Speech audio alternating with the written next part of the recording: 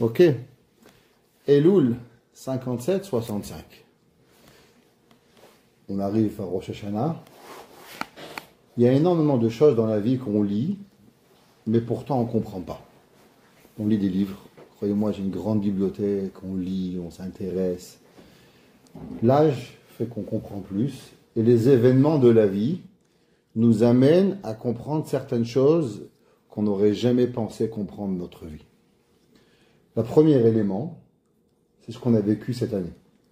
Si on m'avait dit, il y a 10 ans, il y a 15 ans, ce qu'on allait vivre cette année avec le 7 octobre, le 8 octobre, déclaration de la guerre du Hezbollah, des centaines de morts, un monde où le juif était auparavant respecté, où aujourd'hui dans la rue, on peut se faire insulter, traiter de sale juif, dans n'importe quel pays, j'aurais jamais cru.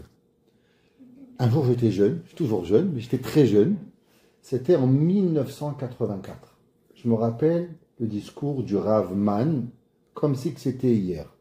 Or, on était en France, il faut comprendre, à l'époque, on n'était pas très loin après les événements, juste même pas 40 ans après la Shoah. Un non-juif aurait jamais osé dire un mot contre un juif, on était comme protégés. Et un jour, le Rav Mann a fait cette déclaration à la yeshiva, et je me rappelle, quand je suis rentré à la maison, j'étais traumatisé, et j'ai dit à ma mère, « Maman, ce rabbin, il est fou. » Qu'est-ce qu'il a dit, le Rav Mann? Le Rav Mann, il a dit, vous savez les enfants, le peuple juif vit une vie cyclique. On monte vers le haut, et après on redescend vers le bas. Et il faut savoir ce que l'on vit aujourd'hui, cette plénitude, cette sécurité de vie, que le juif, il peut être docteur, avocat, comptable, expert comptable, policier, ministre, et c'est normal dans la vie. Faut pas croire que c'est quelque chose d'acquis. Il dit, vous savez, il y avait des juifs qui étaient même ministres et qui étaient sous-vice-roi à l'Inquisition espagnole. Et en quelques années, on s'est retrouvés expulsés d'Espagne, expulsés du Portugal, expulsés de différents pays en un claquement de doigts. Et le Rav avait dit, il faut savoir qu'après chaque 70 ans qu'il y a une catastrophe dans le peuple juif, il y a de nouveau une nouvelle catastrophe qui se repart. Il faut juste être patient et il faut seulement savoir qu'il est dans nos mains de prier et de demander à Kadosh Baruch Hu que ça ne revienne pas. J'étais rentré à la maison, j'avais 15 ans, je dis à ma mère, mais c'est pas possible. Comment c'est possible qu'un jour, on puisse de nouveau revivre une Shoah, revivre des éléments terribles? C'est impossible. On a un État, on a une armée, on a les Juifs en Amérique, 6 millions de Juifs. Ça va jamais arriver.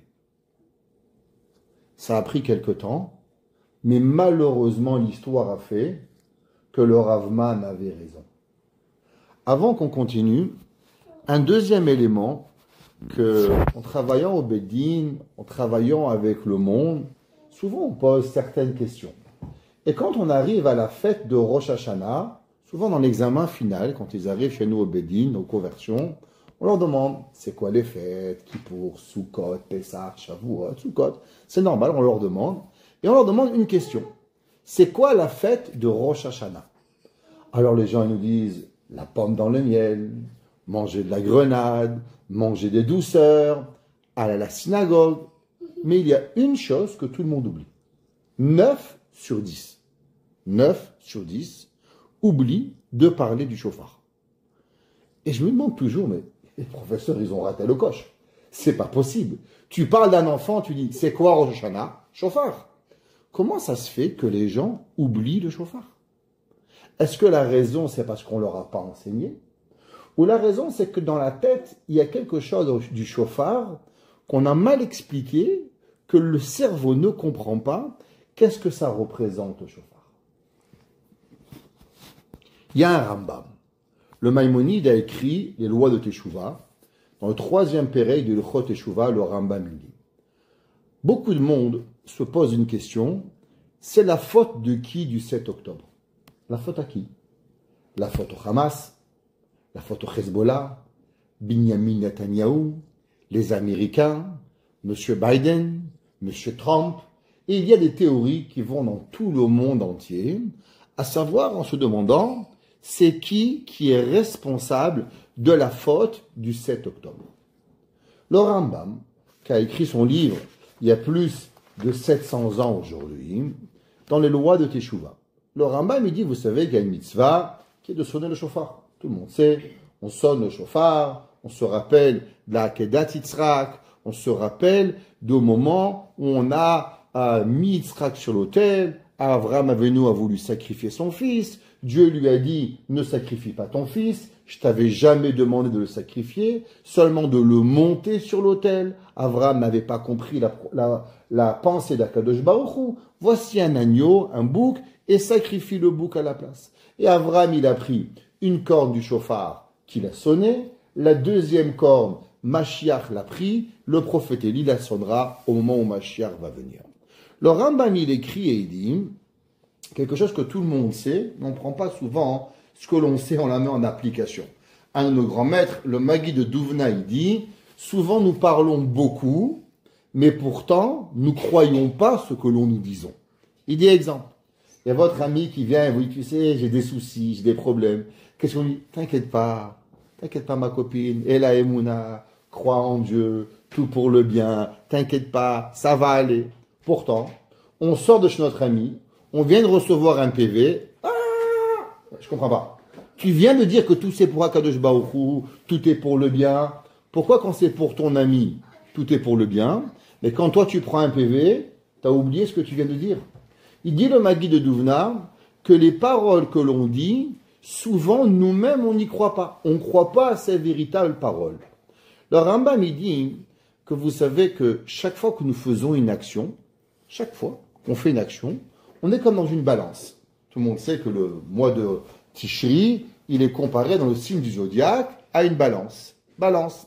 Quand on fait une mitzvah, alors automatiquement, on pousse la balance vers le bas. Quand Dieu préserve, on fait autre chose, alors on pousse la balance de l'autre côté. Et on peut être écrit dans le livre de la vie, ou on peut être écrit dans le livre de l'opposé. C'est pour ça que durant les 10 jours de pénitence, de Rosh Hashanah jusqu'à Kippour, on essaye de rajouter des mitzvot. C'est pas seulement qu'on essaye d'être hypocrite envers Dieu. Par exemple, la halakha dit que celui qui mange pas du pâte Israël, du pain qui a été cuit par un juif, pendant les 10 jours de pénitence, il faut faire attention à pâte Israël.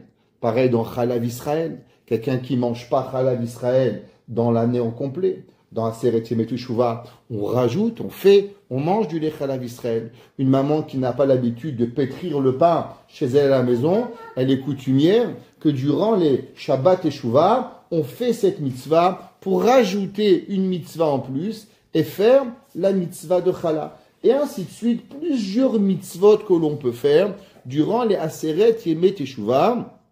Alors, on fait pour balancer et rajouter du poids dans la balance pour pouvoir s'assurer que le jour du Yom Kippour, Dieu il nous signe santé, bonheur, joie, chidour, parnassa, écrivez tout ce que vous voulez, vous mettez une grande liste et à la fin Dieu va signer et va tamponner le jour de Kippour. Pourquoi? Parce qu'on avait et on va avoir plus de mérite que Dieu préserve de l'opposé.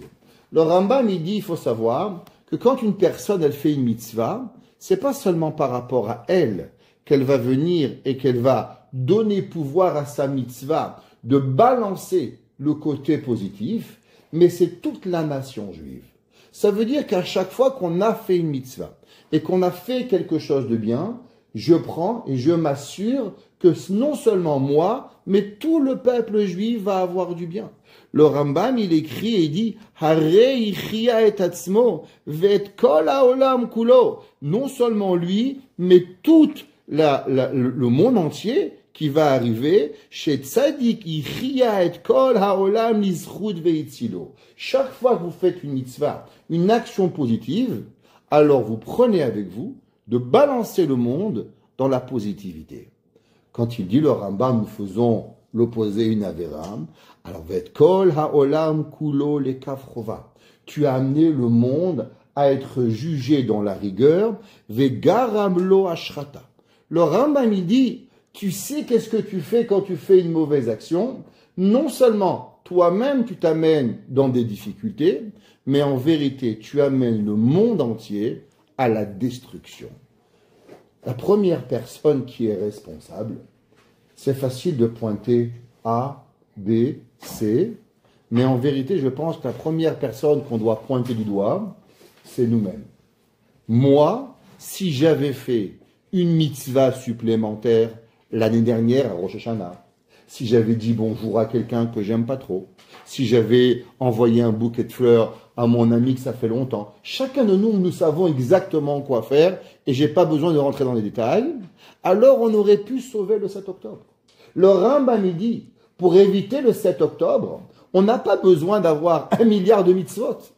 On a juste besoin d'avoir une mitzvah. Chaque fois que nous faisons une mitzvah supplémentaire, alors automatiquement la balance va peser du côté du positif et nous pouvons sauver le monde. Si nous faisons une mitzvah négative, juste une, imaginez vous avez été tenté par un soir à aller un petit cheeseburger ce soir, ça va, c'est pas la fin du monde. Ben, c'est ce que tu crois. Peut-être qu'il y a une personne dans le monde, pas peut-être, je suis sûr, si s'était abstenu de manger un petit cheeseburger, de voir ce qu'il ne devait pas voir, d'entendre ce qu'il ne devait pas entendre, alors automatiquement on aurait pu sauver le monde. La première chose qu'il faut savoir, c'est que nous sommes responsables, je suis responsable, et si on veut trouver un coupable, arrêtons de pointer du doigt à quelqu'un d'autre, et prenons nos responsabilités, chacun d'entre nous, en se disant, j'ai la responsabilité de ce qui est arrivé, et j'ai la responsabilité de ce qui va arriver. Chaque jour, on ne connaît pas ce qui va arriver demain. Chaque jour, le téléphone, il sonne. Première chose, je regarde, est-ce que c'est ma fille en Israël? Est-ce que c'est ma petite fille? Est-ce que c'est mon gendre? Est-ce que tout va bien? Chacun qui m'appelle, je cours à appeler mes enfants. En tout cas, comme nous tous, nos parents, nos oncles, nos tantes. On regarde, pourquoi? Parce qu'on a le cœur sur la main, parce qu'on ne sait pas ce qui va arriver demain. Il n'y a pas de tranquillité. Alors, comment on peut gérer ça? Alors d'abord, on peut dire, prends un Exomil, prends un médicament, va te guérir, va faire du yoga, namasté, tout va aller bien. Bon, ça, c'est le monde goy. Le monde juif, on règle pas à travers des temestas et pas à travers des Exomil. On règle à travers des mitzvot positives.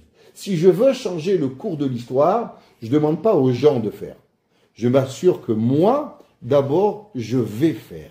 Qu'est-ce que moi, je peux faire chez moi pour m'assurer d'avoir et de m'apporter à un niveau supérieur?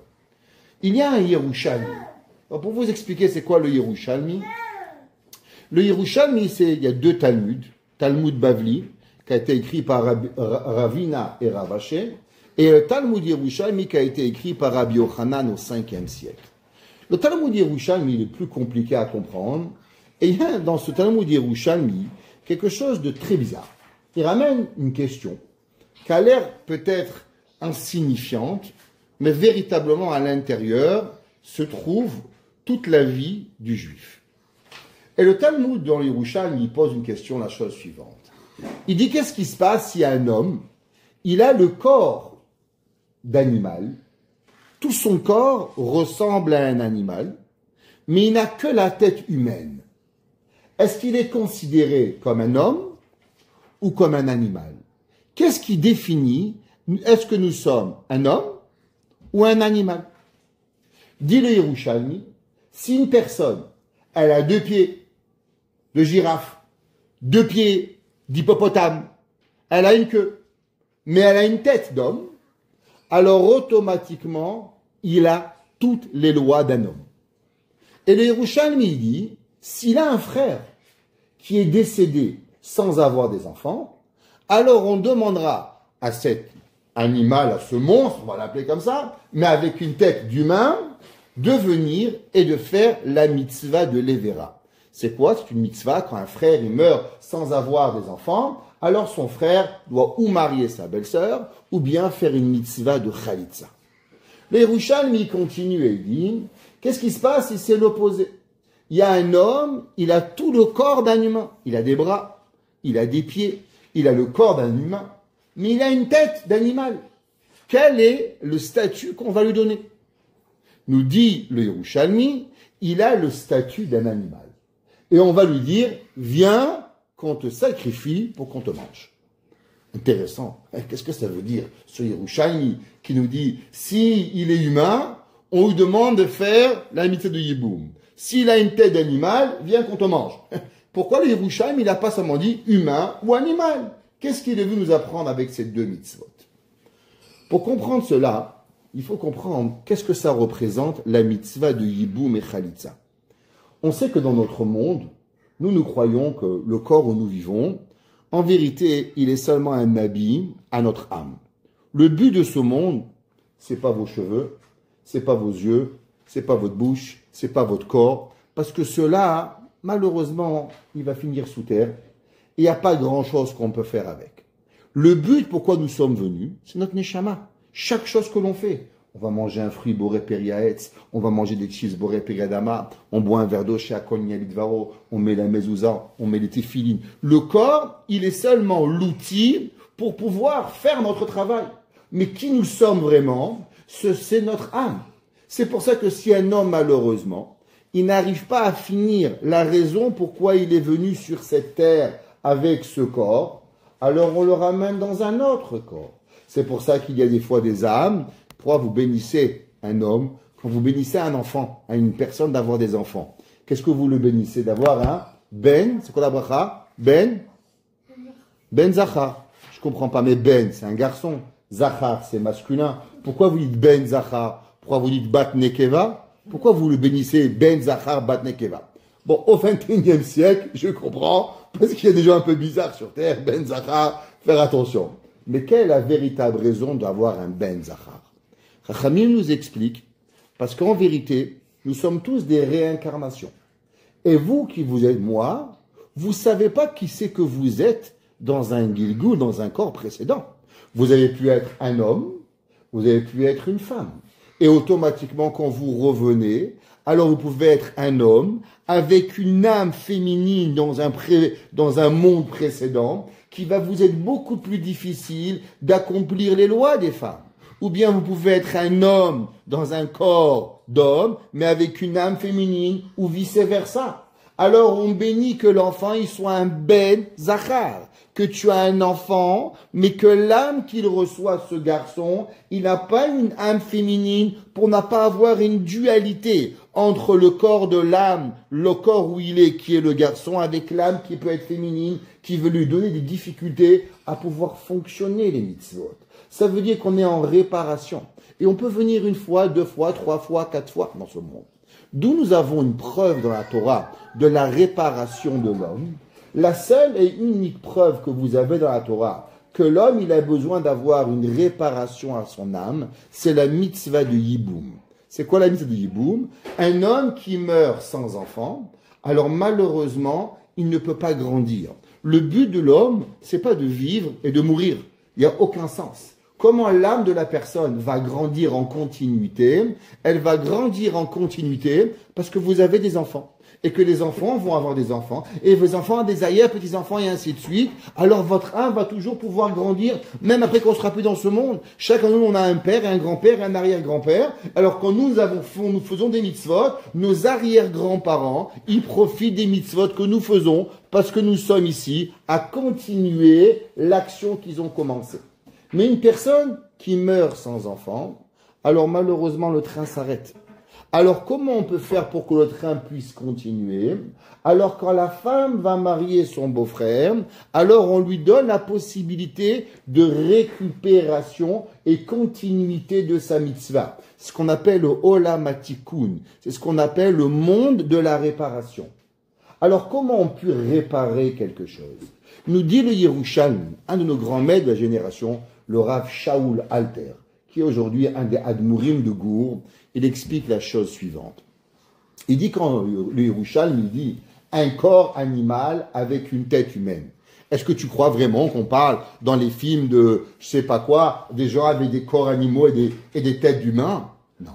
Un corps animal veut dire un corps qui est complètement ancré dans les désirs de ce monde. L'homme, qu'est-ce qu'il est? L'homme, il vit, il mange, il boit, il dort. Il est à 100% à quoi? Dans son monde, dans ce qu'on appelle la chomriout, le matériel, et il est totalement ancré à vouloir vivre pour les désirs de ce monde. Maintenant, souvent, il y a des gens qui peuvent être totalement ancrés dans les péchés, mais pourtant ils ont encore des pensées. Les pensées se trouvent où? Dans votre cœur ou dans votre tête? Dans votre tête. Si le Yerushalmi il dit, si l'homme, il a encore une tête d'être humain, qu'est-ce que ça veut dire qu'il a encore une tête d'être humain? Ça veut dire qu'il peut avoir fait 1 milliard, 3 milliards de péchés. Mais il a encore la volonté de pouvoir changer. Alors on l'appelle à faire la mitzvah de Yiboum. C'est quoi la mitzvah de Yiboum? La mitzvah de Yiboum, c'est la mitzvah qui nous prouve la volonté de vouloir la réparation. Alors il est un humain. Qu'est-ce qui fait de moi un humain? N'est pas obligatoirement ce que je fais, mais plutôt ce que je veux. À l'inverse, je peux être un homme qui a un corps d'être humain. Qu'est-ce que ça veut dire un corps d'être humain? J'ai un corps où je vais à la synagogue, ou bien je prie et j'étudie et je fais. Mais qu'est-ce qu'elle veut, ma tête? Ma tête, elle n'a qu'une envie, c'est de me débarrasser de toutes ces mitzvot. Pourtant, je les fais. Je fais comme un robot, je me lève le matin à 7 heures, je vais à la synagogue. Mais qu'est-ce que tu veux? Ta tête, qu'est-ce qu'elle veut? Ta tête, elle est animale, alors automatiquement, nous dit les Yerushalmi, viens qu'on te mange. Qu'est-ce que ça veut dire, viens qu'on te mange? Ça veut dire parce que si ta volonté, elle n'est pas dans une volonté de progression au quotidien, alors la personne, il n'est pas capable, il n'est pas appelé un humain. Ce qui va définir entre nous l'être humain ou l'animal, il est d'abord et parmi tout, au début, à travers notre volonté profonde de savoir qu'est-ce que nous voulons. Nous, le Ham Israël, on sait ce qu'on appelle, il y a le Olam HaMarshava, le Olam HaDibour et le Olam HaAsiya. Qu'est-ce que ça veut dire? Avant chaque chose que nous faisons, on n'est pas des robots et on n'est pas des animaux. Un animal, il casse. La Gemara a dit, un animal, il marche, avec son pied, il casse, normal. Un animal, il ne peut pas comprendre. Vous êtes sur un cheval, il y a 2 arbres. L'animal, il ne sait pas que vous êtes sur lui. Si lui, dans ses yeux, il voit qu'il peut passer, il va vous écraser. Pourquoi? Parce que lui, il pense qu'à lui-même. L'animal, il avance, il pense à rien d'autre. Un humain, avant d'avoir fait chaque chose, elle passe toujours par 3 étapes. Olam HaMarshava, vous pensez qu'est-ce que vous voulez. Après, vous parlez à votre ami, tu sais, j'aimerais aller à la synagogue. Et après, vous y allez. Le Olam HaAsiya. Donc, toujours, elle est précédée par quoi? Par le Olam HaMarshava. La pensée, c'est ça qui nous rend entre un bien et un mal. La Gemara dans la Masechet Kiddushin, elle dit, imaginons qu'il y a un mécréant. Je ne sais pas si ça existe des mécréants dans le peuple juif. Je ne sais pas si ça existe. Mais imaginons que ça existe. On espère qu'il n'y en a jamais. Mais imaginons que ça existe. Il y a un homme qui ne fait pas Shabbat, il ne fait rien, il mange Kippour, il mange du cheval au jour du Yom Kippour. Il va voir une femme et lui dit, voici madame une bague, je voudrais que tu me maries à l'intention que je suis un tzaddik. Est-ce que cette femme est mariée, oui ou non? La Gemara a dit que cette femme, elle est mariée. Pourquoi? Mais il a dit qu'il devait être tzaddik. Dit la Gemara, mais peut-être qu'il a pensé à vouloir faire teshuva. Alors automatiquement, du fait qu'il a pensé à vouloir changer, alors il peut changer de statut de rachat à tzaddik en une fraction de seconde. Pourquoi? Parce que tout commence à travers quoi? Tout commence à travers véritablement la pensée. À la fin du 11e chapitre, le Ramchal, Rabbi Moshe Chaim Lutzato, il parle au 11e chapitre, ce qu'on appelle le Sha'ar HaNekiyut, où là-bas il parle de l'homme à la perfection. Comment l'homme, il arrive dans le monde de la perfection. Et il dit comment on doit réfléchir à chaque mitzvah, avant, pendant, après, l'orgueil, chaque chose comment je dois faire, chaque événement dans ma vie, je dois l'analyser pour qu'il sorte à 100% pour Dieu. Si l'homme, il fait une mitzvah, il donne la charité, mais il a de l'orgueil quand il en donne, ou bien il pense, ah, je suis mieux que toi, moi je suis riche, toi t'es pauvre, moi je suis bien, toi t'es mauvais, même que l'action, elle n'est pas annulée, mais l'action, elle n'est pas parfaite. Pourquoi? Parce que tu as récupéré quelque chose de ton action que tu as fait. Pareil, tu vas à la synagogue, tu sais, j'étais à la synagogue à tout le monde, c'est bien. Mais du fait que maintenant tu as l'orgueil en racontant à tout le monde, donc tu as perdu un peu la mitzvah. Donc chaque chose que l'on fait, il doit être annulé, il doit être analysé avant, pendant et après. Il dit le Ramchal, alors ça a l'air impossible d'être un bon juif. À chaque chose que je dois faire 50 000 analyses, analyser les verbes et les dictées, c'est impossible. Alors comment on va y arriver? Comment on peut toucher la perfection? Il dit le Ramchal, c'est vrai que ça a l'air dur de toucher la perfection. Mais vous savez comment ça devient facile de toucher la perfection? Il dit le Ramchal avec une seule chose, avec la volonté. Et il dit qu'en vérité, pour pouvoir arriver au summum de la perfection, c'est beaucoup moins difficile que ce que l'on croit. La seule différence, c'est à combien tu en veux. En hébreu, on a une façon de dire En davar omed lifnei haratzon. Rien ne peut changer ta volonté. Une personne qui veut, elle y arrive. Et la seule chose que nous devons travailler, c'est à combien tu en as envie. Est-ce que tu veux ou est-ce que tu ne veux pas? On raconte, le Gaon de Vilna, il écrit, et il dit que vous savez que la première grande avéra qui est arrivée, c'est la faute d'Adam Arishon, qui a été suivie par la faute de Caïn qui a tué son frère Hevel. Caïn et Hevel, deux frères, avaient amené un sacrifice. Dieu a accepté le sacrifice de Hevel, refusé le sacrifice de Caïn, et là, Caïn s'est fâché et il a tué Hevel.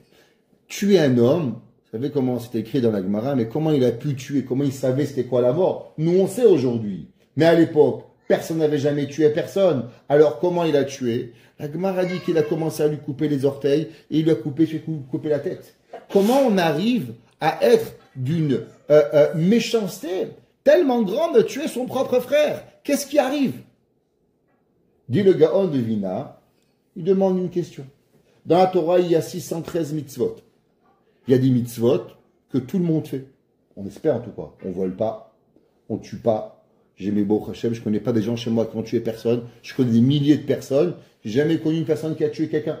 Pourtant, j'en connais qui ne font pas très bien Shabbat, qui ne mangent pas très cachère. Quelle différence?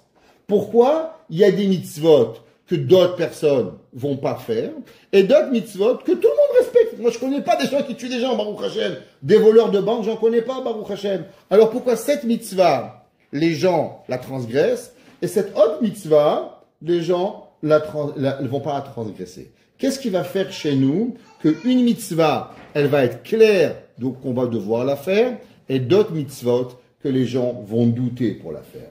Alors en vérité, c'est ça que Dieu a demandé à Caïn. Dieu a demandé à Caïn, Caïn, comment on arrive à vouloir tuer son frère? Qu'est-ce qui t'a pris par la tête? Et là, Caïn, il lui dit, la pétach, Khatat Rovetz. Qu'est-ce que ça veut dire? Vous savez, quand il y a un ouragan, qu'est-ce qu'on vous dit? De bien fermer les portes et de s'assurer que toutes les portes, elles sont placardées. Pourquoi vous voyez en Miami, en Floride, quand il y a les ouragans, ils placardent toutes les portes? Parce que quand le vent, il vient, à 120 à l'heure, 130 à l'heure, s'il y a la moindre ouverture, il y a la moindre endroit où le vent peut passer, qu'est-ce qui se passe? Il arrache la fenêtre. Mais si la porte elle est bien barricadée, alors le vent va venir sur la fenêtre et il ne va pas pouvoir arracher la fenêtre. Ça veut dire que dès qu'il y a une toute petite ouverture, alors automatiquement le vent peut rentrer et il peut arracher. Pareil dans le Yetzer Hara. Le Yetzer Hara, il va rentrer si tu lui ouvres une porte. Tu t'es jamais posé une question? Peut-être demain, je vais faire la peau à M. Biden. Je n'ai jamais voulu tuer personne. Ni M. Biden, ni M. Poutine, ni personne. Jamais pensé à vouloir tuer personne. Alors ma tête, elle va pas penser à vouloir tuer quelqu'un. Jamais de ma vie. Quand je me lève le matin, je pense pas à tuer des gens. Baruch Hashem, comment je peux aider les gens? Comment je vais faire un sourire à quelqu'un? Comment je vais être gentil avec quelqu'un? Ça, c'est ma volonté. Alors mon Yetzer Hara, il est complètement fermé à tuer quelqu'un. Mais quand il s'agit de la Shonara, c'est vraiment un péché? Allez, c'est un petit kiff quand même, un petit peu des nouvelles, on va aux news un petit peu. Alors, je me permets, dans ma tête, c'est pas si grave. Alors, automatiquement, le Yetzer Hara, c'est pas si grave. La petach chatadrovetz. Tu ouvres la porte, le Yetzer Hara, il va rentrer. Et comment on ferme la porte du Yetzer Hara? C'est très simple. C'est la volonté. À combien nous voulons fermer la porte.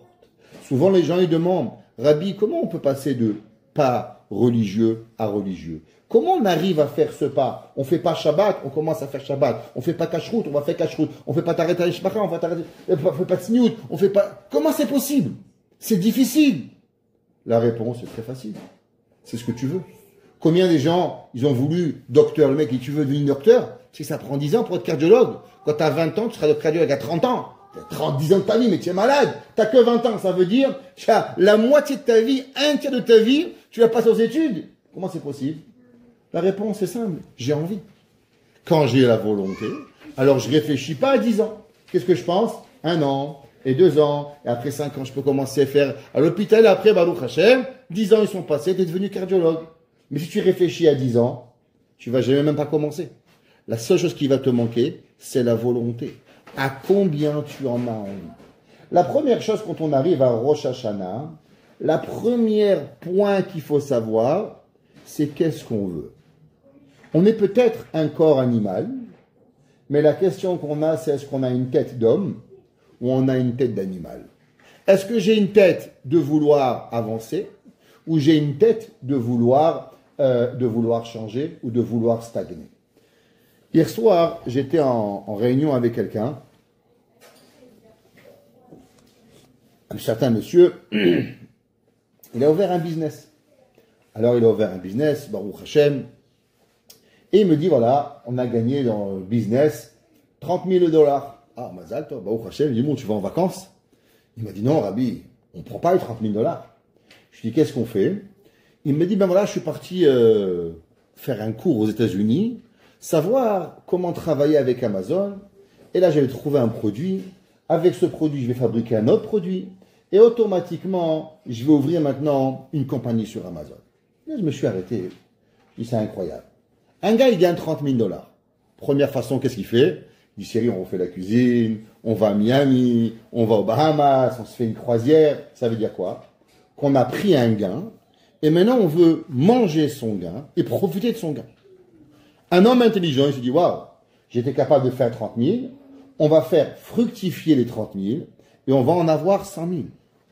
La question qu'on va se poser, la première chose, l'année dernière, on a décidé certaines choses. On a décidé de faire une petite mitzvah en plus. Est-ce que je vais gagner mon gain? Je dis, bon, c'est bon. Maintenant, j'ai décidé de faire la bracha sur les raisins Boré Periaetz. C'est fini. C'est terminé. Et maintenant, j'utilise mon gain. Ou bien non. Ou bien maintenant, j'ai mon gain. Comment je vais investir mon gain pour avoir un meilleur gain? Pourquoi le monde, aujourd'hui, il y a la course de savoir gagner et gagner et gagner? Notre vie, elle est d'apprendre de tout ce qui nous entoure pour s'élever à Kadosh Baruch Hu. Si Hachem nous a mis dans un monde en Amérique du Nord, où l'Amérique, elle est l'Amérique, le monde du potentiel. On te dit, the sky is the limit. C'est ça les Américains. Monsieur, il n'y a pas de limite ici. Tu peux tout rêver. Qu'est-ce que ça veut dire? Ça veut dire qu'en vérité, Akadosh Baruch Hu, il nous donne un message. C'est quoi le message? T'as gagné 10 000 dollars? T'as gagné une mitzvah? T'as deux choix maintenant. Ou bien tu fais comme les Européens, tu vas en vacances, piano, piano la mañana, piano, piano la pañana, tu vas manger ta bière, tu vas faire manger ton pastis à 11h au bar des platanes avec tes grillettes. Bon, tu vas pas grandir. Les Européens, malheureusement, ils font pas beaucoup d'opportunités. Les Américains, ils ont un monde d'opportunités. Ils veulent grandir. Ils veulent avoir un bateau. Et le jour où ils ont un bateau, ils veulent un avion. Le jour où ils ont un avion, ils veulent un hélicoptère. Et le jour où ils ont tout eu, eh ben, ils ont décidé de monter dans l'espace à $1 million le ticket. Mais t'es fou, quoi. Qu'est-ce que tu fais dans l'espace? Mais j'ai tout acheté. J'ai des voitures, des hélicoptères. Faut que j'invente un nouveau désir. Et notre Yetzer Hatov, comment on lui donne à manger? Si le Yetzer Hara, il n'a pas de limite, est-ce que dans le Yetzer Hatov, on lui donne aussi pas de limite? Ou bien automatiquement on va le calmer sans jamais lui donner une volonté plus grande? La première chose qu'on doit se poser la question, c'est à combien on a pris l'année dernière et ce qu'on a pris, on a investi pour grandir. Est-ce que quand je vais revenir demain à Rosh Hashanah, je vais me dire, bah, c'est l'année dernière, il y a 3 ans, je faisais pas Shabbat, et maintenant je fais Shabbat. Bon, ça fait 3 ans. Et là, qu'est-ce que tu as inventé? Bah, tu sais, je m'habitue. Je dis, bon, 1 an, 2 ans. Tu sais, il y a 17 ans, je mangeais pas cachère. Bon, au prochain. Et maintenant, où t'en es? Imagine ton patron, tu lui dis, monsieur, qu'est-ce qui se passe? Vous savez, monsieur le patron, il y a 15 ans, j'ai passé mon bac. Il dit, j'espère bien, tu n'aurais pas eu ton travail. Maintenant, le bac, faut passer la maîtrise, le doctorat, il faut faire plus. La question qu'il faut se demander à Rosh Hashanah, la première, c'est qu'est-ce que tu vas changer? Est-ce que ce que tu as gagné, tu vas l'investir, ou bien non, tu vas rester tel quel?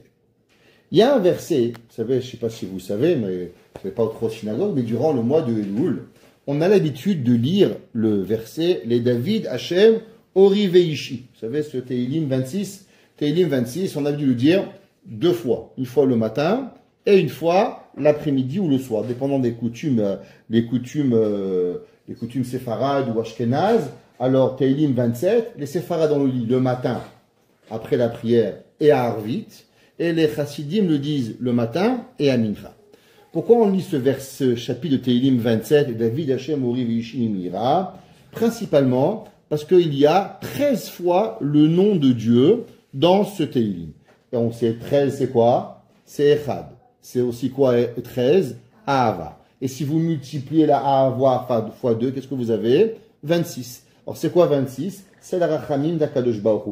Donc tous les jours, pour grandir notre amour envers Dieu, alors on dit 13 fois le nom d'Akadosh Baruch Hu. Comme votre femme, votre mari, qu'est-ce qu'il veut toujours? Chérie, tu m'aimes? Je sais, je t'ai expliqué hier, je t'aimais, pour te redire, tous les jours, plus on dit à quelqu'un qu'on l'aime, et plus on finit par l'aimer.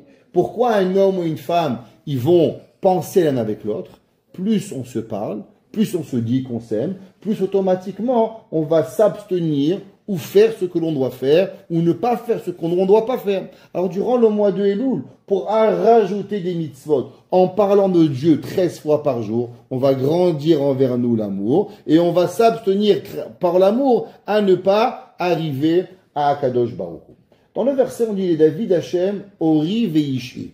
Akadosh Baruch Hu, David il dit, David Amelech, et David Hashem, Ori, il est ma lumière, Veishi, il est mon sauveteur. Chachamim, ils nous disent, qu'est-ce que c'est Ori Veishi? Ori, ça veut dire Rosh Hashanah. Yishi, ça veut dire Yom Kippour. Ça veut dire que à Rosh Hashanah, c'est un concept de lumière, et à Yom Kippour, il est le principe d'être sauvé. Il y a une grande question qui est rapportée parmi tous les commentateurs. Elle est connue sous la question de Rav Israël Salanter, qui était le père du Moussar. Et Rav Israël Salanter, il a posé une question. Il a dit, si moi on m'avait demandé, monsieur Rav Israël Salanter, à quel moment tu penses qu'on aurait dû faire les fêtes du mois de Tishrei? Est-ce qu'on devrait instaurer Rosh Hashanah d'abord, et après Yom Kippour, ou d'abord Yom Kippour, et après Rosh Hashanah? On va expliquer. À Rosh Hashanah, on ne demande pas pardon à Dieu. On a toute la prière de A jusqu'à Z, on sonne le chauffard, on parle de Dieu, rien. Et à Kippour, pardon. Combien de fois vous demandez pardon à Dieu à Yom Kippour? 10 fois.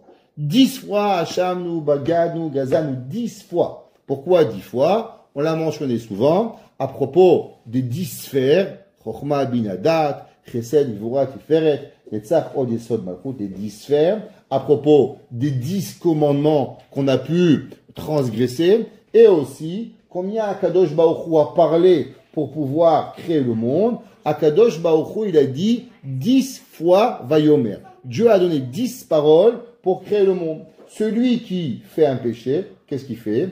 Eh bien, il détruit le monde, comme on l'a vu au Rambam. Donc, comme vous ne savez pas si vous avez transgressé Bereshit, Vayomer, Vayomer Elohim, quel moment votre péché a détruit quelle partie du monde, alors pour pardonner la destruction du monde que nous avons apporté, alors on demande 10 fois, Hachamnu Baganu, 10 fois, 5 prières à Kippour, avec la Chazara, en tout 10 fois, on demande pardon à Akadosh Baruch Hu. Question elle est, on veut tous être sauvés, avoir une bonne vie, une bonne parnassa, tout ce que vous voulez. Imaginez-vous, vous avez une amie ou un ami avec qui vous avez cassé sa voiture, vous avez été méchant avec lui, vous lui avez fait une grosse crasse. Et maintenant, vous avez besoin de sa voiture. Vous avez besoin de sa voiture. Alors, il n'y a que lui qui peut vous apprêter, ou bien il doit vous amener à l'aéroport. C'est la seule personne, tempête de neige. Vous vous rappelez, l'hiver, la neige, ça vous rappelle un petit peu? C'est vrai qu'il fait beau, mais n'oubliez pas, un beau jour, ça revient, le froid, la neige, ah, rappelez-vous. Alors, il n'y a que lui qui peut vous amener, Et là, vous vous rappelez que vous lui avez cassé sa voiture, vous lui avez fait une crasse. Je ne sais pas qu'est-ce que vous lui avez fait, mais en tout cas, il ne veut plus vous parler. Mais vous avez besoin de lui. Dites-moi. Avant de lui demander le service, qu'est-ce que vous allez faire? Vous allez dire, allô, tu m'amènes à l'aéroport? Ou bien non? Allô, mon ami, je suis vraiment désolé. Je t'ai embêté, je t'ai cassé, je t'ai mal parlé. Je ne sais pas ce que vous voulez. Vous allez demander des grands pardons. Après, il va vous dire, mon ami, je te pardonne. Tu dis, bon, maintenant, ça dérange de m'amener à l'aéroport. Ouais, c'est le minimum. Tu dis pas, allô, amène-moi à l'aéroport. Et quand il t'amène à l'aéroport, dis-moi, je t'excuse. Ça veut rien dire. Pourquoi on fait tout l'inverse? Il dit Rav Israël Salanter, je comprends pas. Mais d'abord, on doit demander pardon à Hachem avant de lui demander la vie, la parnassa, la santé, toute la liste que vous demandez à Rosh Hashanah. Je comprends pas. D'abord, fais Kippour. D'abord, demande pardon à Dieu. Quand tu as fini avec Kippour, 10 jours plus loin, tu reviens, tu demandes à Kadosh Baruch Hu, écris-moi le livre de la vie. Ça a plus de sens. Alors, pourquoi on dit les David Hachem au riz? D'abord, on fait Rosh Hashanah, et après, on fait le jour de Yom Kippour. Une des raisons qui est rapportée au nom de Rav Aaron Kotler, elle est aussi rapportée au nom de Rav Nathan Dvartzvogel. Rav Nathan Dvartzvogel, qui était le mashgiar de la yeshiva de l'Écoud, il explique un concept qu'il faut un peu travailler, qu'on va essayer d'expliquer. Il dit la chose suivante. Il dit, vous savez, qu'est-ce que ça veut dire le pardon? Il dit le pardon, c'est quelque part un retour vers le passé, et automatiquement, on parle du passé, on s'excuse pourquoi je t'ai blessé, on s'excuse pourquoi j'ai fait X, Y, Z, et automatiquement, après qu'on s'est excusé, alors automatiquement maintenant, on peut avancer plus loin. Mais pour pouvoir avancer, qu'est-ce que j'ai besoin? Pour pouvoir avancer, j'ai besoin de repartir d'abord en arrière. Le problème, c'est que quand on repart en arrière, en langage psychologique, on dit, quand on ouvre une boîte de verre, on ne sait jamais combien de verre va sortir et si on va être capable de pouvoir fermer la boîte de verre. Il y a beaucoup de gens qui vont chez des psychologues ou des psychiatres, ils vont en thérapie. Mais est-ce que tout le monde doit y aller en thérapie? On a tous des problèmes. Mais est-ce que tout le monde doit y aller? La réponse, elle n'est pas tout le monde. Pourquoi? Parce que pas tout le monde sait ouvrir une canne de verre et sait refermer les cannes de verre. Et si on sait l'ouvrir, mais on ne sait pas la refermer, alors on a de grands problèmes. Moi, j'avais un jour un oncle qui adorait démonter. Et un jour, il a démonté toute une bicyclette. Il n'arrivait pas à la remonter. Alors son père, il a dû payer plus cher pour réparer la bicyclette plutôt que d'acheter une nouvelle bicyclette. Parce qu'il n'arrivait pas à la remonter. Le but de Rosh Hashanah, c'est quoi? Béhémet, Rosh Hashanah, c'est d'avoir un renouveau sans même avoir à repartir à l'arrière. Ça veut dire que d'abord, j'ai besoin de devenir une nouvelle personne. D'abord, Rosh Hashanah, c'est que je me présente devant Akadosh Baruch Hu, je suis plus la même personne. Tu as connu David, tu as connu Yitzhak, tu as connu Shlomo, je suis pas la bonne personne. Je suis une nouvelle personne. D'abord parce que je suis une nouvelle personne, alors comme je suis une nouvelle personne, je veux la vie, je veux la santé, je veux la parnassa. Maintenant que je suis une nouvelle personne, alors maintenant que je suis une nouvelle personne, je suis capable de réparer l'ancienne personne. Souvent, qu'est-ce qui arrive? Quand vous avez une difficulté, si vous êtes coincé avec l'ancienne armoire, des fois ça ne marche pas de la réparer. Vous en achetez une nouvelle, et avec la nouvelle, l'ancienne armoire branlante, vous faites une grande armoire. Parce que vous avez la nouvelle, et grâce à la nouvelle, alors vous pouvez en avoir une plus grande. Rosh Hashanah, si on veut véritablement devenir une nouvelle personne, si on commence à trop réfléchir à tout ce qui nous est arrivé dans le passé, alors on est automatiquement scellé dans nos émotions du passé et on n'est plus capable de pouvoir se débarrasser de notre passé et on reste stagnant et on n'arrive pas à avancer. Pour pouvoir avancer, il faut décider que nous sommes une nouvelle personne. C'est pour ça que les David Hachem, Oriveishi, que la personne, elle peut y arriver. Qu'est-ce que ça veut dire? Ça veut dire qu'en vérité, le jour de Rosh Hashanah, c'est quoi Rosh Hashanah? Rosh Hashanah, c'est le jour où Akadosh Baruch Hu, il a créé le monde. pas le monde, l'homme, parce que Dieu a créé le monde le 25 de Elul, et il a créé Adam Arishon, le premier Tishri. L'homme, il a besoin d'avoir une nouvelle vie. Qu'est-ce que ça veut dire une nouvelle vie? La vie, c'est la lumière. Un homme, quand il vit dans la dépression, qu'est-ce qu'on appelle ça? La noirceur. Un homme déprimé, il n'a pas sur le bol de plage. Qu'est-ce qu'il fait? Il ferme les rideaux, il ferme la porte, il veut parler à personne, il se renferme sur lui-même. Alors on dit, waouh, il est déprimé celui-là. Un homme qui est là, gai, en train de travailler, là, il n'est pas. Les électriciens, ils ne sont pas souvent déprimés. Ouais, il y a beaucoup de lumière. Alors, ça rigole, ça va. Alors, un homme qui vit et qui veut avancer, qu'est-ce qu'il a? Lui, d'abord, il doit avoir la lumière. Qu'est-ce que ça veut dire les David Hachem Ori? Si l'homme, il veut commencer à avancer, il doit avoir d'abord une nouvelle lumière. C'est quoi cette nouvelle lumière que nous parlons? La première étape qu'une personne doit avoir, c'est sa pensée. La pensée, vous savez, dans les bandes dessinées, comment on fait toujours l'allusion d'une pensée? Une petite bougie ou bien une petite ampoule qui s'allume. Pourquoi? Parce qu'une pensée, elle est représentative de lumière. Alors l'homme, d'abord, il doit avoir cette lumière pour pouvoir comprendre qu'est-ce qui va arriver. Alors il va arriver à Yishuv. Il explique le Rav Aaron Kotler, il dit parce qu'en vérité, demander pardon à Dieu, c'est pas facile. Vous savez, il y a un jour un grand maître qui a dit, quel est le mot le plus difficile, le plus facile de dire à sa femme? Le mot le plus facile de dire à sa femme, c'est quoi? Alors? Je t'aime. Le mot le plus difficile? Pardon. Tout le monde, je t'aime, je t'aime, je t'aime. Prenez sur Internet, des likes. Vous avez déjà vu un homme qui a dit, ah, je m'excuse? Jamais. Vous n'avez jamais trouvé. Pourquoi? Parce que dire à quelqu'un je t'aime, c'est facile. Dire à quelqu'un je m'excuse, c'est excessivement difficile. Alors pour pouvoir s'excuser, qu'est-ce qu'il faut? Il faut d'abord comprendre ce que tu risques de gagner ou ce que tu risques de perdre. Le jour de Rosh Hashanah, quand on va prier pour la vie, Dieu est inscrit-moi dans la vie, et on s'imagine qu'on passe devant Dieu, et que Dieu il a un tampon et dit, à droite ou à gauche? Ah, tu comprends que Dieu préserve. Il y a beaucoup de gens qu'on connaît qui étaient là l'année dernière, mais qui sont plus là cette année. Pourquoi? Parce que malheureusement, le tampon il est parti ailleurs où il fallait pas qu'il y aille. Alors ça, cette lumière de conscience, elle m'amène à quoi? À Yish'i, à pouvoir me demander un pardon à Kadosh Baruch Hu. Si j'ai pas cette lumière de conscience, je peux pas arriver à demander pardon à Hachem. Demander pardon à Hachem, ça demande la conscience. C'est pour ça que d'abord, Rosh Hashanah. Rosh Hashanah, c'est une prise de conscience dans la vie. Qu'est-ce qu'on veut pas, comment on veut grandir, qu'est-ce qu'on a envie de pouvoir arriver à la personne.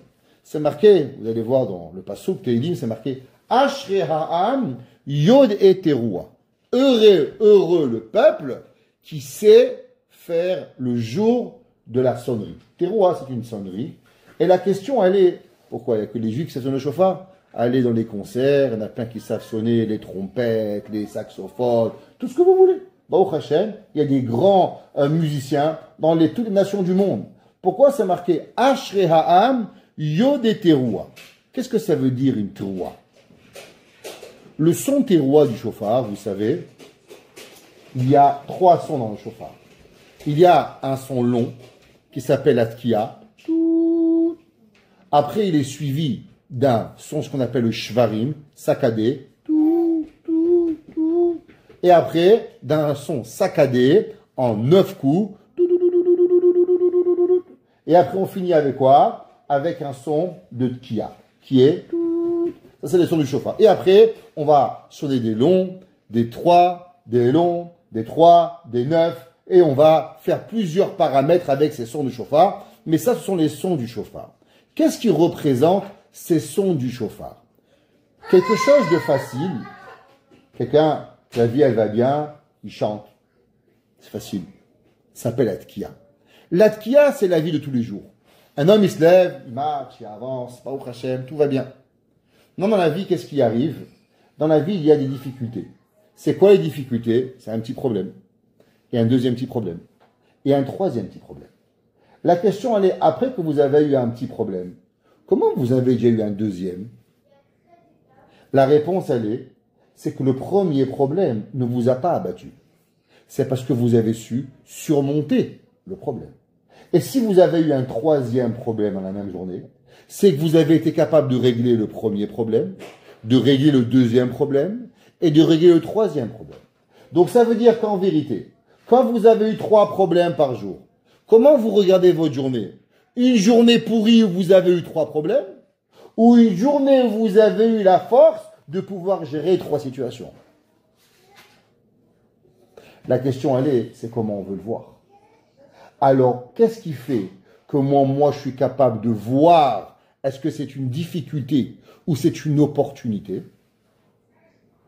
Ça, c'est ce que le pasuk dit. Ashre ha'am yod et teroua. C'est quoi une teroua? C'est celui qui sait qu'en vérité, chaque fois que j'ai un problème, ça a été pour moi une opportunité pour pouvoir grandir. Et c'est pour ça que qu'est-ce qui fait la différence entre un juif, entre un Ben Israël et quelqu'un d'une autre nation?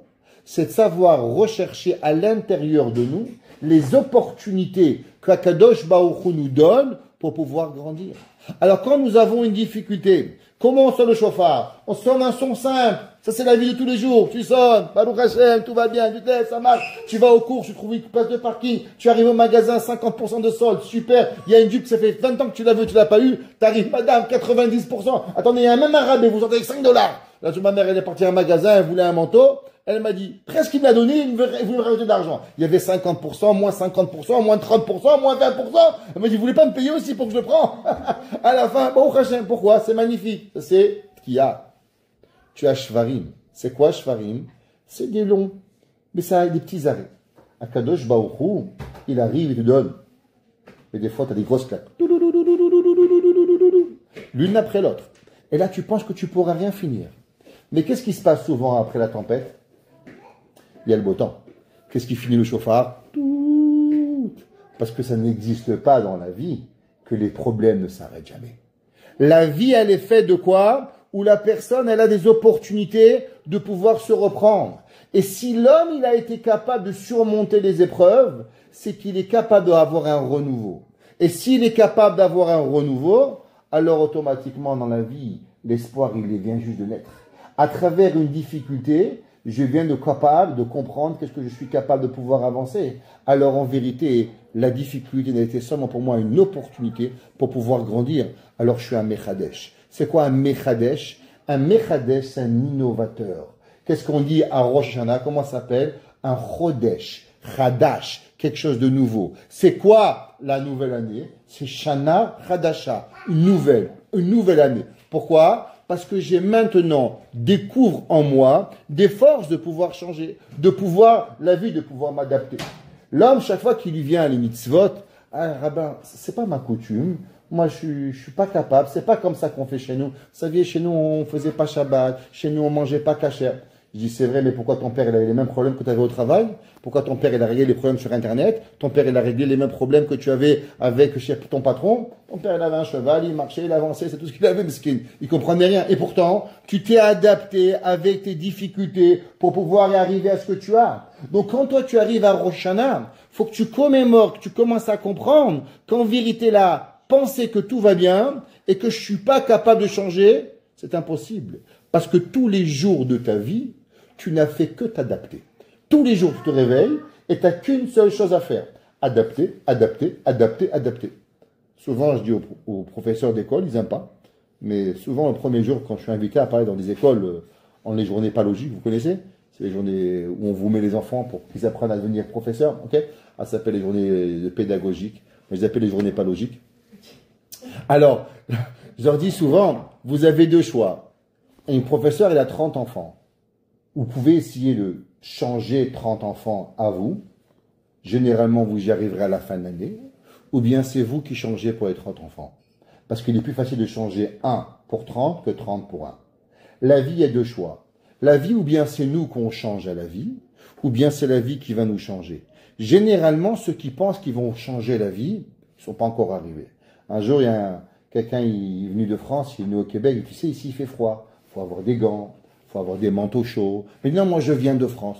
Je dis, je connais, on verra l'année d'après. L'année d'après, je l'ai vu, Canada, Goût, c'était gros. Il me dit qu'il se faisait trop froid, Rabbi. Vous aviez raison. Il faut que tu comprends. Le froid, il va te gagner. C'est impossible de gagner le froid. Il est plus fort que toi pour pouvoir y arriver. C'est à toi à comprendre que la vie, elle va changer. Ça, c'est le début de Hachem Ori.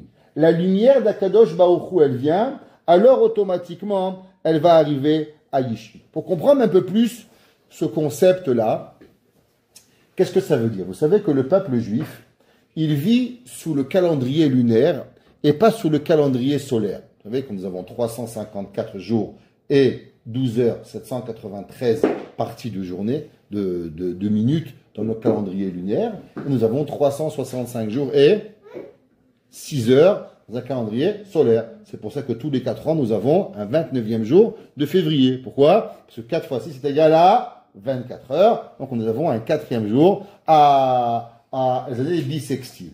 Pourquoi le calendrier juif est basé sur le calendrier lunaire et les goïms, leur calendrier, il est solaire? Pourquoi Kadosh Baruch Hu, il veut que notre calendrier soit un calendrier lunaire, malgré que notre calendrier, il est aussi basé sur les saisons, pas comme les musulmans. Les musulmans, leur calendrier, il est que lunaire. Alors des fois, ils font le ramadan en été, des fois, ils font le ramadan en hiver, et le ramadan, il bouge. Pourquoi? Parce que tous les ans, ils perdent 11 jours à leur calendrier. Donc en 3 ans, ils ont perdu 1 mois, et en 9 ans, ils vont perdre 3 mois. Donc ils changent de saison à chaque fois qu'il va arriver. Nous, on a Pessah toujours au mois pendant le spring. Vous pensez? J'ai oublié. Printemps, merci beaucoup. Et on a Rosh Hashanah et Kippour, toujours en automne. Donc on vit avec un calendrier lunaire, mais un calendrier qui arrive toujours avec les saisons. Pourquoi, si on vit aux saisons, pourquoi notre calendrier doit être lunaire? Quelle différence il y a entre le soleil et la lune? La différence fondamentale, c'est que le soleil, il est une lumière en lui-même, et c'est lui qui génère la lumière. Qu'est-ce qu'elle est la lune? La lune, elle est rien. La lune, elle est un miroir qui reçoit la lumière du soleil et qui va redonner la lumière qu'elle va recevoir. Vous savez que toutes les nations du monde, c'est écrit qu'au moment où Akadosh Baruch Hu, il va séparer les nations. Vous savez qu'il y avait la faute d'Adam Arishon, après il y a eu la faute du Maboul, et après il y a eu une 3e grande faute qui s'appelle la tour de Babel. C'est quoi la tour de Babel? Tout le monde, tous les gens parlaient la même langue, avaient le même cœur, et ils ont décidé de construire une grande tour qui arriverait jusqu'au ciel et de vouloir tuer Dieu. Ils ont décidé, nous, on va tuer Dieu. Alors Dieu, qu'est-ce qu'il a fait? Il a séparé, il a créé l'anglais, le français, le chinois, le japonais, il a créé différentes nations, et un, il demandait le marteau, l'autre lui demandait un tournevis, ils se sont bagarrés, ils ont créé la discorde, ils ont tout arrêté. Au moment où il a séparé ces nations, alors il a mis, chaque nation, elle a un sar. C'est quoi un sar? Un représentant de la nation qui va représenter la nation canadienne, la nation américaine, la nation espagnole. Chacune d'entre eux, elle a reçu une nation pour pouvoir avoir un intermédiaire entre la nation et Dieu. Nous, le peuple juif, qui sommes-nous? C'est qui le représentant que nous avons avec Akadosh Baruch Hu? Nous dit le Pirkei des Rabbi Eliezer, il n'y a aucun représentant. Le seul représentant, c'est qui Chelek Hashem Amo. Akadosh Baruch Hu, c'est lui-même qui nous gère. Nous n'avons pas de middle, quelqu'un d'intermédiaire entre nous et Dieu. Nous, Akadosh Baruch Hu, c'est lui-même qui gère Akadosh Baruch Hu. Alors, c'est bien et c'est mal. C'est bien, parce que quand on grandit, on est tout en haut. Parce que the sky is the limit. Parce qu'Akadosh Baruch Hu n'a pas de fin. Donc on peut tout recevoir, santé, parnassa, tout ce que vous voulez. Il n'y a rien, c'est lui qui tient les comptes. Mais le problème, c'est quand on fâche Dieu, alors on prend de grosses claques. Pourquoi? Parce qu'on n'a pas de minimum pour pouvoir y arriver. Vous comprenez pourquoi on dit Baruch Ata Hashem Elokeinu, notre Dieu. Pourquoi il n'est pas le Dieu des Chinois, des Japonais? Pourquoi il s'appelle Elokeinu? Non, Baruch Ata Hashem Elokim. Pourquoi on dit Elokeinu? Pourquoi on dit notre Dieu? La réponse, elle est que Dieu, il a quelque chose de particulier envers nous qu'à travers les autres nations du monde. Les autres nations du monde, qu'est-ce qu'elles ont? Les autres nations du monde, elles ont qu'il y a un intermédiaire entre Dieu et eux. Alors eux, elles ont un mazal, elles ont un ange, avec qui il a un certain pouvoir. Nous, qui c'est qui nous dirige? C'est Elokeinu. C'est Akadosh Baruch Hu lui-même qui va venir et qui va nous donner. Qu'est-ce qui s'est passé au moment où Adam Arishon, il a fauté? Au moment où Adam Arishon, il a fauté, principalement, qu'est-ce qui se passe? C'est que les cieux se sont obscurcis. Qu'est-ce que ça veut dire que les cieux se sont obscurcis? Ça veut dire qu'en vérité, la présence divine, comme on l'avait connu, Adam Arishon était prophète, Chava était prophétesse, Caïn, Evel, Chet, tous ces géants étaient tous des prophètes. Qu'est-ce qui fait qu'aujourd'hui, que nous ne pouvons pas voir Dieu quand on voit une bouteille de Perrier? En vérité, dans la bouteille de Perrier, il y a Dieu. Dans les raisins que vous voyez ici, chacun de ces raisins, il y a une âme de Dieu. Seulement vous et moi, on ne la voit pas. Pourquoi on ne la voit pas? Pourquoi s'il y a Dieu dans les raisins, alors moi je ne le vois pas? Est-ce que le fait que je ne le vois pas, il n'existe pas? C'est la question qui avait été demandée par M. Einstein à son professeur qui lui avait dit « Tout ce que je ne vois pas, je ne crois pas ». Alors M. Einstein avait ouvert la fenêtre à moins 40. Et le professeur lui avait dit « S'il te plaît, ferme la porte, j'ai froid ». Il lui a dit « Je vois pas le froid, alors j'y crois pas ». Et le professeur, il lui a dit « Mais moi, je le ressens ». Alors il dit « Si vous maintenant on parle de ressenti, alors est-ce qu'on peut ressentir Dieu ?» Qu'est-ce qui fait que le monde est arrivé dans la noirceur? Ça veut dire c'est le péché. Le péché, il fait que nous ne percevons pas ce qui existe véritablement. Vous voyez des raisins, d'autres vont voir des âmes. D'autres vont voir une bouteille de Perrier, d'autres vont voir une âme dans cette source d'eau qui est venue ici pour qu'on fasse une bracha ce soir. Seulement vous ne le voyez pas. Qu'est-ce qui a fait que tout ça a été caché? C'est la faute d'Adam Arishon. C'est pourquoi le jour de Rosh Hashanah, vous savez que toutes les fêtes de l'année, la lune, elle est toujours au milieu. Pessah, la lune elle est grande, 15 du mois. Sukkot, la lune elle est à pleine lune, le 15 du mois. C'est quoi la seule fête dans l'année où la lune elle est complètement cachée pendant la fête? Une fête. Rosh Hashanah. Pourquoi Rosh Hashanah? La lune est totalement cachée. La réponse elle est simple. À cause que, qu'est-ce qui a caché la lumière du monde? C'est Adam Arishon, avec la première faute. Maintenant, qu'est-ce que nous devons faire? Le but de notre Rosh Hashanah, c'est d'aller éclairer, d'aller dans le ciel, d'ouvrir les portes du ciel, et grâce aux portes du ciel, d'aller chercher une lumière spirituelle qui va éclairer le monde. La même façon qu'il y a une lumière matérielle, il y a des lumières spirituelles. Si on veut être capable de pouvoir survivre et de pouvoir éclairer l'âme du juif, c'est seulement à travers, on va expliquer dans une minute, ce qu'on va faire pour pouvoir aller rechercher cette lumière, que cette lumière elle va venir nous éclairer pour rapporter la lumière qui a été cachée au temps d'Adam Arishon. Et c'est ça ce qu'on appelle les David Hashem, Ori, amène cette lumière pour que la lumière, Yish'i, elle est capable de nous sauver. Non, c'est quoi Rosh Hashanah? Rosh Hashanah, en vérité, il y a deux travaux, deux principes. Chacun de nous, on veut la santé, on veut la vie, pour nous-mêmes, nos enfants, les gens que nous aimons. On veut que personne qu'on connaît, tout le peuple juif en bonne santé. C'est à l'individuel. On veut que nous arrivons à pouvoir demander à Kadosh Baruch Hu quelque chose. Et ça, c'est à travers quoi? C'est à travers le changement. Que moi, je vais changer. Comment moi, j'arrive à pouvoir changer? En écoutant le son du chauffard. Le son du chauffard, il me rappelle que l'homme, il n'est pas bloqué. L'homme, il a une capacité de changement. Tiens, mais comment je peux changer? Ben, rappelle-toi combien d'épreuves tu as eu toute ta vie. Combien de claques t'as pris, mon frère? Tout. Et tout. Et après, ça allait bien. T'as pris des tonnes de baffes. Mais t'as été capable de changer. Alors le jour de Rosh Hashanah, il y a un message, premièrement, qui est personnel. C'est quoi le premier message qu'on en a à l'homme? Cher ami, I ou E, tu peux changer. Tu as en toi toutes les capacités pour pouvoir changer. Et ça, c'est le shofar. Mais il y a une deuxième chose à Rosh Hashanah. C'est la prière. Qu'est-ce que c'est la prière? La prière, c'est de donner roi à Akadosh Baruch Hu. C'est quoi Malchuyot, Zichronot et Shofarot? C'est quoi la prière? De proclamer le royaume d'Akadosh Baruch Hu. C'est marqué dans les livres kabbalistiques. Est-ce que vous savez quelle est la mission de tous les princes célestes dans le ciel, qui sont les princes des nations? Vous savez que le christianisme, il est basé sur une croyance. Une, pas 10.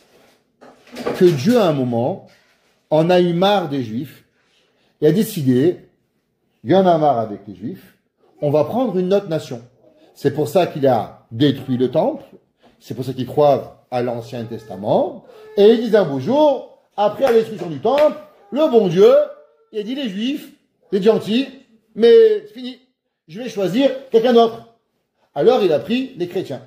Ça, c'est la base du christianisme. Pourtant, vous savez que dans la Torah, il est écrit noir sur blanc que Akadosh Baruch Hu ne va jamais changer.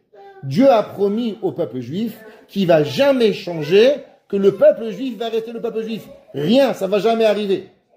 C'est marqué dans le livre de Kabbale que chaque année à Rosh Hashanah, les princes des nations du monde supplient Dieu. Pourquoi tu restes avec eux? Pourquoi tu restes avec ce peuple? Tu vois pas, ils sont pas sympas, ils n'ont pas réparé leurs fautes. Pourquoi tu restes avec eux? Change! Prends les Chinois, prends les Japonais, prends les Mexicains, prends les Américains, les Canadiens, les gens. Pourquoi tu restes avec le peuple juif? À travers quoi on combat et on aide Dieu, si on pourrait dire comme cela, à regagner son royaume. La réponse à ça, c'est la prière de Rosh Hashanah. Au moment où on parle qu'Akadosh Baruch Hu est le roi, Melech HaKadosh, HaMelech HaMishpat, on ramène tous les versets que nous avons dans le Moussaf, Malchuyot, Zichronot et Shofarot, on remet Akadosh Baruch Hu, roi de l'univers. Alors Dieu il dit, vous voulez que je change 4,25 sous pour $1? Est-ce qu'il y a une nation dans le monde qui me proclame roi? Est-ce qu'il y a une autre nation qui proclame combien Kadosh Baruch Hu est le maître du monde? Alors à Rosh Hashanah, nous faisons deux choses. Un, à l'individuel, et deux, à la collectivité. Le son du chauffard, c'est pour que la personne, elle amène sa propre lumière. Pour que la personne, elle change, et à un moment, elle va avoir sa volonté de changer. Hachem peut nous donner la vie. Hachem peut nous donner nos besoins. Mais c'est pas tout. On doit venir à la synagogue et prier. On doit prendre son livre de Marzor de Rosh Hashanah et faire le Moussaf. Et qu'est-ce qu'on fait dans le Moussaf? On proclame Akadosh Baruch Hu, et donc automatiquement, on donne la force à tout le peuple juif de pouvoir reavoir son statut de nation divine à travers les royaumes des hommes. Et c'est ça que, en vérité, toute la fête est tellement grande, la fête de Rosh Hashanah, parce que elle nous donne en vérité cette force à deux reprises. Un, à l'individu. Excusez-moi. Un, à pouvoir vivre comme nous sommes, d'être scellés. Et deux, de s'assurer que le peuple complet, pas seulement moi, mais que nous avons la vie, que nous retrouvons cette force à travers les nations. Si vous remarquez, il y a une seule chose que nous avons perdue en l'an 2024. Une seule chose. Le peuple juif, à l'ensemble, a perdu, je répète, une notion d'intouchabilité. Avant, on était la nation de Dieu. On n'avait pas le droit de parler contre le peuple juif. Qu'est-ce que nous avons perdu aujourd'hui? On peut manifester dans le monde, mort à Israël. Qu'est-ce qui s'est passé? La réponse, c'est qu'on a perdu notre statut de nation de Dieu. Et comment on peut la récupérer? Alors au moment où on va sonner le shofar, où on va redonner à Akadosh Baruch Hu la Malchut, le royaume divin, alors c'est ça qui prouve à toutes les nations que nous sommes de nouveau, pas avec les armes, nous on tue personne, nous on prie à Akadosh Baruch Hu, et c'est là que toutes les nassis, les princes du ciel, acceptent, et au moment où ils acceptent, alors leur nation et leur peuple vont automatiquement accepter notre choix et notre volonté d'être le peuple d'Akadosh Baruch Hu, et Akadosh Baruch Hu, il va dire, Ve'aya b'yomahu yashem echad u'shmo echad, alors on pourra retrouver notre nation, retrouver la vie de notre nation, le sentiment d'être privilégié, d'être âme Israël, que le monde entier va le sentir, et alors là, on sera tous ensemble, Amen.